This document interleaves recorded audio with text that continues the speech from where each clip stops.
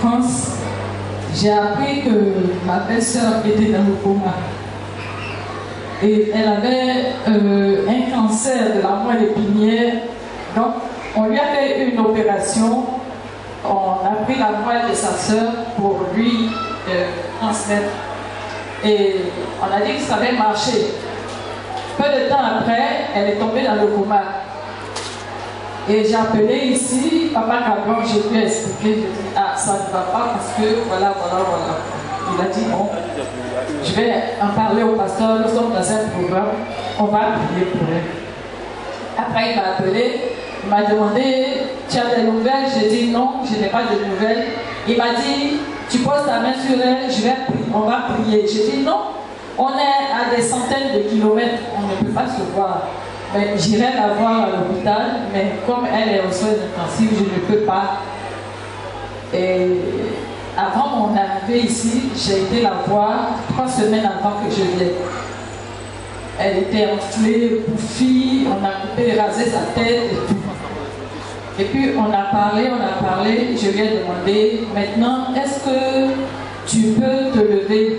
Elle me dit oui. Tu peux manger? On me dit non, elle ne peut pas manger parce que chaque fois quand on lui donne à manger, elle vomit, elle a des douleurs terribles au ventre. Parce qu'elle est née avec le pancréas à moitié pourri. Et ils n'ont pas vu, c'est dans sa 39e année, 40 ans, qu'on a découvert qu'elle avait le pancréas à moitié pourri. Donc on lui a enlevé la moitié. Et puis après, on a découvert le cancer. Et à chaque fois que le médecin disait ça va, elle va sortir, la nuit même, elle faisait un coma. Et quand j'ai appelé, il a dit qu'ils allaient prier, 3 semaines avant que je ne vienne, j'ai été la voir à l'hôpital avec mes 2 sœurs. Et puis j'ai dit à son mari, j'ai dit voilà, on va prier. Et il faudrait que, Rosita, tu demandes pardon à ton mari. Parce qu'elle a un tel caractère qu'elle avait monté tous les enfants contre leur père. Les enfants ne voulaient pas voir leur père. Il était obligé de quitter la maison. On l'avait recueilli chez nous. Et je lui ai dit, tu demandes pardon à ton mari et à tes enfants. Si tu n'as pas demandé pardon, tu n'auras pas la paix. Toi-même, tu as vu, depuis que je suis là, ça fait 2 ans. 2 ans, tu es à l'hôpital. Tu ne peux pas sortir. Donc, ma soeur a appuyé, elle a dit, tout le problème, c'est le pardon. Une fois que tu as demandé pardon, tu as la vie sauve. Si tu ne demandes pas pardon, tu n'auras pas la vie. Et hier, j'ai ma cousine qui est venue et elle m'a annoncé que la guérison est faite. Alléluia! Est-ce que tu peux acclamer Jésus? La guérison est faite.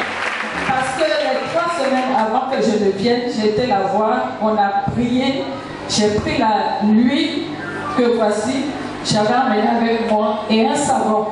Et je lui ai demandé, tu peux te lever? Elle m'a dit oui. Je dis bon, quand tu vas te lever, en faisant ta toilette, tu mouilles le savon, tu fais la mousse dans ta main, tu passes sur tout ton corps. Et puis après, tu t'essuies.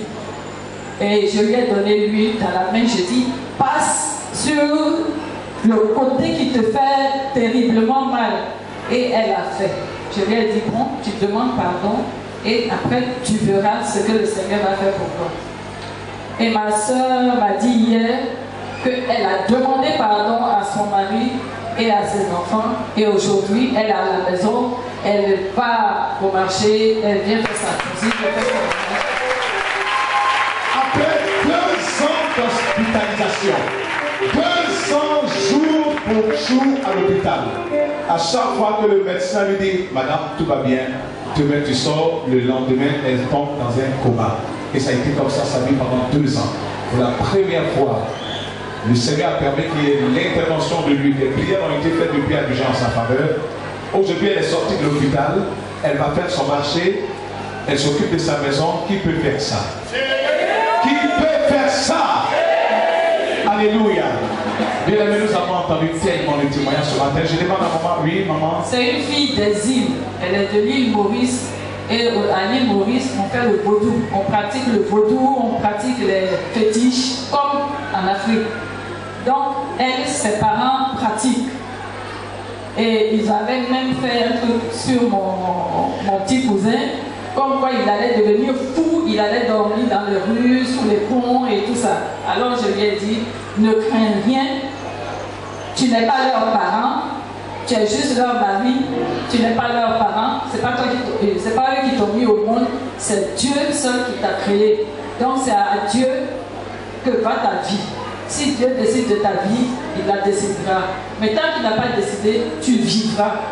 Et c'est comme ça que ça s'est passé.